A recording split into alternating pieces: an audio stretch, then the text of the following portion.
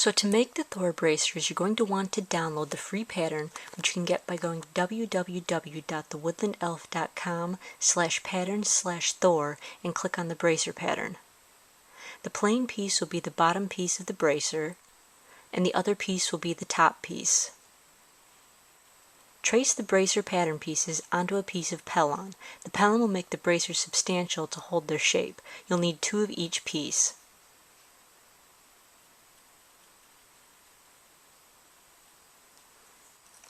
Carefully cut out your pellon bracer pieces. For the interior of the top pieces, you'll want to use an X-Acto knife to cut around all the intricate edges. When you've finished, you should have 4 pieces of pellon, 2 of each kind, that look like this. Next, give your pellon pieces a quick coating of spray paint.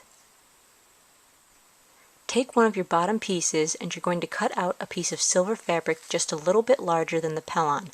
I found my silver material at Joann Fabrics. Then sew the silver material to the pellon with a regular stitch. Now for the other piece, cut out a piece of silver fabric a little larger than the pellon and put the pellon on the wrong side of the fabric. Then you'll just sew the pellon to the silver material. Here you can see the stitch lines in the pellon after it's been sewn to the silver material.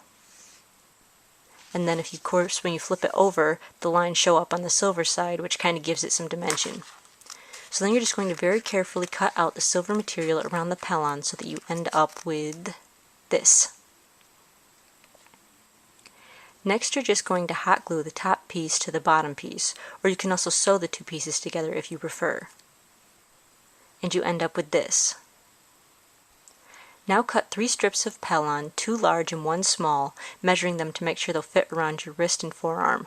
Then just slightly trim the edge on one side.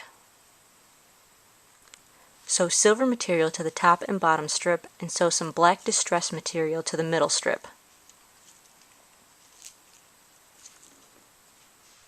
Then sew all 3 strips to one side of the bracer. Next, cut 3 tabs 2 inches long, and sew some silver material to the top and bottom piece and some black distress material to the middle piece. Then you're just going to sew a buckle onto the end of each of them.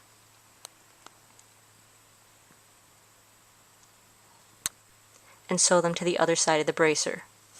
Then just take a small diameter hole punch and punch a few holes in each of the long strips for the buckle to go through. Finally, cut a piece of red alova into this shape and put the right sides together. Then you'll just sew along the side edge, but you'll want to leave the top and bottom edges open. Then just flip your alova right side out and put it on the inside of your bracers.